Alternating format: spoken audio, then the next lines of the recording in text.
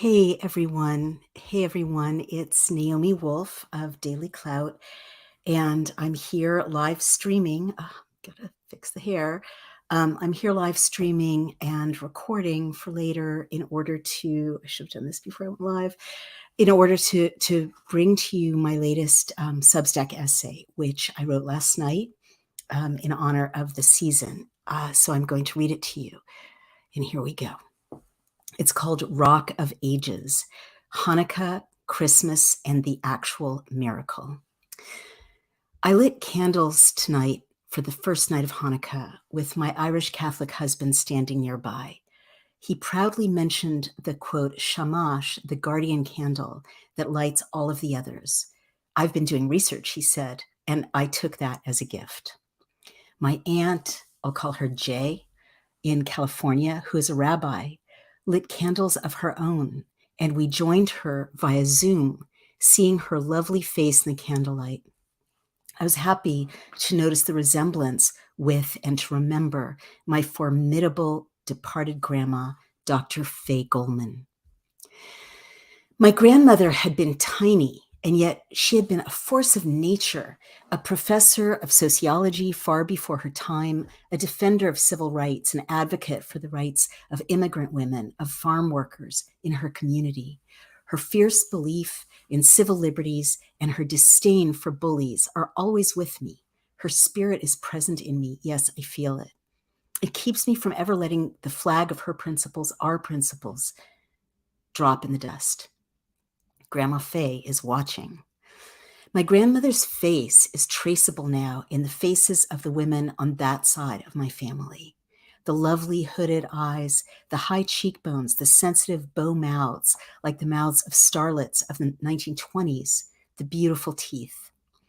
There have been at least 5 generations of these beauties, from the winding streets of Odessa to America, Chicago to San Francisco to Sebastopol. My cousin, I'll call her R, is the latest iteration of the beauty that descends from my great-grandmother. The Cupid-like lips, the merry brown eyes, the high cheekbones, unmistakable. How our lineage lives from the past and into the present. But it was not just the lovely women of part of my family, the part of my family that is still in communication with me, that celebrated the first night of Hanukkah with us. My Greek Orthodox stepson had celebrated with us earlier as well.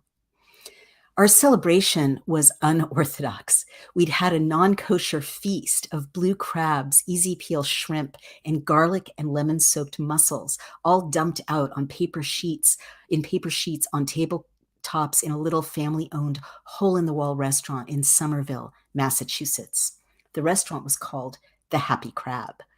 Not happy anymore, remarked my husband as he broke one open with the nutcrackers that were provided for just that purpose. I came home after this feast to light the first candle and to sing Rock of Ages. True love, I think, leads you to open your arms to every important memory of your beloveds and to say, I don't really get it, perhaps, but I will cherish this with you. My husband's mom, a nurse, made Cornish game hens for their Christmas every year, coated in bacon, basted in white wine.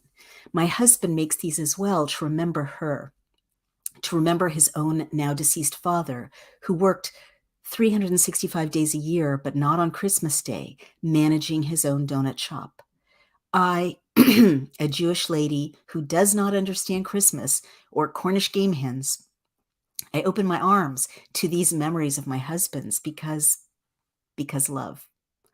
Cornish game hens, Christmas, it is delicious. When I have prepared Christmases for my husband, he really enjoys them because I have no idea what to do. On Christmas Day, half jokingly, I call myself Mindy, Santa's Jewish helper.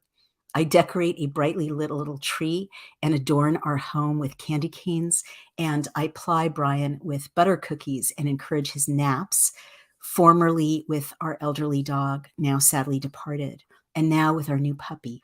Because what do I know? My image of Christmas is from movies and from Hallmark cards. I don't understand what is supposed to happen after the presents are all opened. I don't get the rhythms or cadences of it at all. For my own part, before Christmas arrives, I set up the menorah. I dig out my deceased father's recipe for latkes, a recipe that descended in turn from my father's mother, Rose, also called Raisa in Yiddish, now also sadly deceased, a woman who was born in a humble wooden house in Sighet, Romania, in the early 20th century, in a world that no longer exists. The whole world she knew before she came to this country was an Orthodox Jewish one. She kept a holy Sabbath every Friday night and every Saturday of her life. Latkes, says my husband, whose surname is one of the oldest in Ireland. He opens his arms to the prospect of oily potato pancakes because love. Isn't this all we can do? Witness and embrace one another? Isn't that all it really meant? To have a season of lights? Maybe no one alone is right. Maybe no one alone has the whole story. Maybe the whole story is too big for any one narrator to grasp it. That's my puppy. The Maccabees, witnessing their miracle, do not have the only miracle in the world. In our Hanukkah story, the beleaguered Jewish rebels who took up arms against a tyrannical Seleucid world power, entered the devastated Holy of Holies and found oil remaining for the sacred lamp. The oil was only enough for one night. It burned implausibly for 8 days. God, don't worry, Loki's just protecting the house from passersby. God showed up for us and helped us in our direct need, says our foundational myth. And a star appeared over Bethlehem. A baby was born in a manger. That baby would be a light of lights, wonderful counselor, King of kings. A virgin would hold and nurse him. 3 kings journeyed to honor to him, bringing gold, frankincense, and myrrh. The animals bowed their heads in homage. I wonder if I should go get him. I may have to. But I'm live streaming. I think I'm just going to keep going. God showed up for these people and healed them in their direst need, says their foundational myth. Why can't it all be true? Why can't God find us everywhere, in every land, in every story? Why do labels matter at all? Maybe labels are not the point. Maybe God is not at all interested in labels. Who cares whose miracle wins? Maybe all the miracles win. Maybe love is the only miracle, and all the stories simply manifest this river of love. Wondrous lights in a ruined temple, divine child in a manger, holy night or nights. Isn't it all in essence the same miracle? Humans embrace one another and thus honor their Lord. Isn't that the only miracle after all? I promise you I'll get the puppy after this is over. He's very comfortable. The way love weaves through us and through generations, from Sighet to Chicago to San Francisco to Sebastopol. The way love says, how amazing, I am here for you. Cornish game hens, easy peel shrimp, latkes. Isn't that the Hanukkah miracle, the Christmas miracle? Isn't the light in the ruined temple everyone's light? And isn't the baby born to save us all the salvation of everyone? Doesn't God talk to us in every single language he knows? Whatever the answer, God bless you and keep you and yours and cherish you and your family, my friend, this Hanukkah and Christmas season.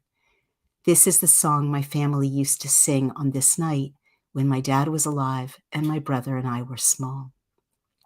Rock of Ages, let our song praise thy saving power.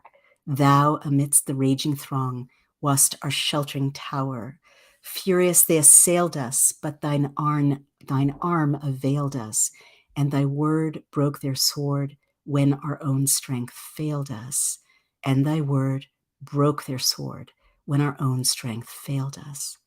Chag Sameach, Happy Hanukkah, and Merry Almost Christmas. This is Naomi Wolf. The podcast is Outspoken. The puppy is Loki, protecting the house. And I hope you enjoyed it. Happy holidays, Merry Christmas to be, Happy Hanukkah.